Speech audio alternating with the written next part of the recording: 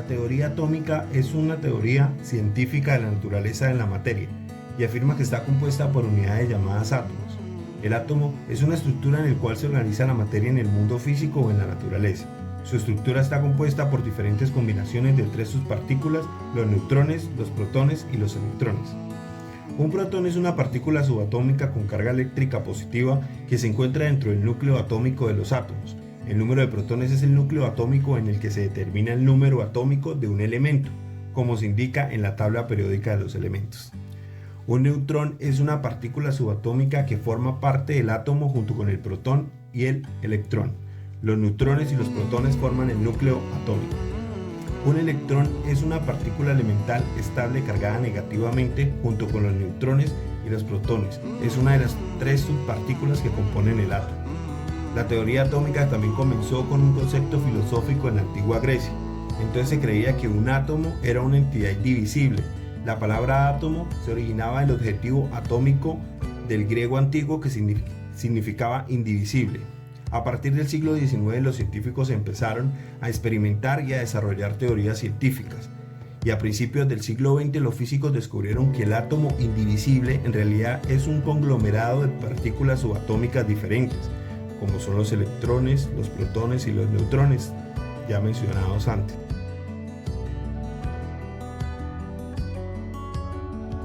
Buenas noches, profesora y compañeros. Bueno, me correspondió la estructura del átomo. Y hablando un poco del átomo, el átomo se distingue por dos partes, el núcleo y la corteza. El núcleo es la parte central del átomo y contiene partículas con cargas positivas, los protones y partículas que no poseen carga eléctricas, o sea, son neutras. Los neutrones y la masa de un protón es aproximadamente igual a la de un neutrón. Todos los átomos de un elemento químico tienen el mismo número de protones. Este número se caracteriza a que cada elemento y lo distingue de los demás es el número atómico y se representa con la letra Z. Y la corteza es la parte exterior del átomo. En ella se encuentran los electrones con cargas negativas. Estos ordenados en distintos niveles giran alrededor del núcleo. Aquí la masa de un electrón es unos 2000 veces menor a la de un protón. Los átomos son eléctricamente neutros debido a que tienen igual número de protones que de electrones. Así, el número atómico también coincide con el número de electrones. La suma del número de protones y el número de neutrones de un átomo recibe el nombre de número masivo y se representa con la letra A.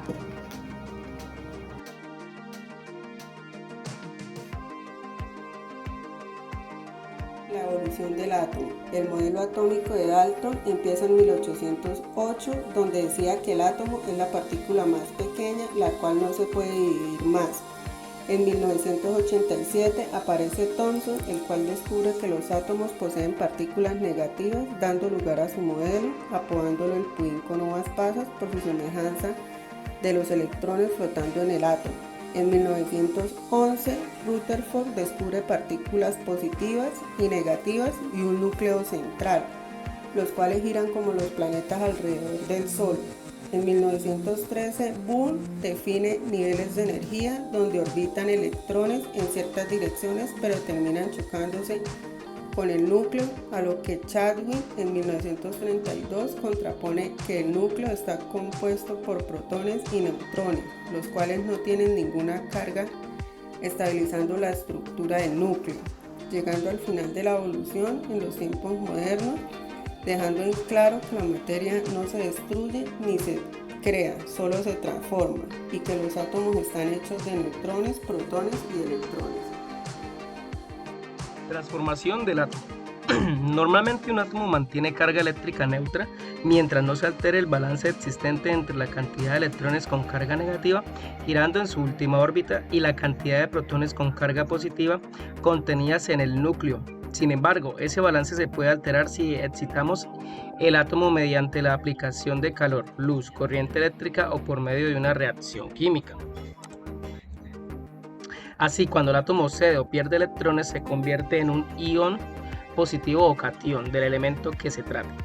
Debido a que esa situación, la carga eléctrica positiva de los protones del núcleo supera la negativa de los electrones que quedan girando en sus respectivas órbitas.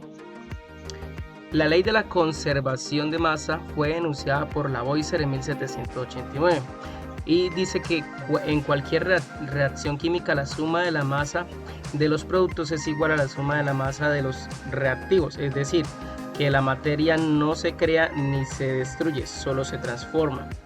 La ley de las propiedades definidas, enunciada por Proust en 1799, dice que cuando los elementos se cambian para formar un compuesto, lo hacen siempre en proporciones fijas y definidas. Así, por ejemplo, el amoníaco siempre tiene un 82.36% de nitrógeno y un 17,64% de hidrógeno, sea cual sea su proporción o el método utilizado para obtenerlo. Y la ley de las proporciones múltiples, enunciada por Dalton en 1805, cuando dos elementos se combinan para formar más de un compuesto, los pesos de un elemento que se combinan con una cantidad fija del otro guardan entre sí una reacción numérica y sencilla.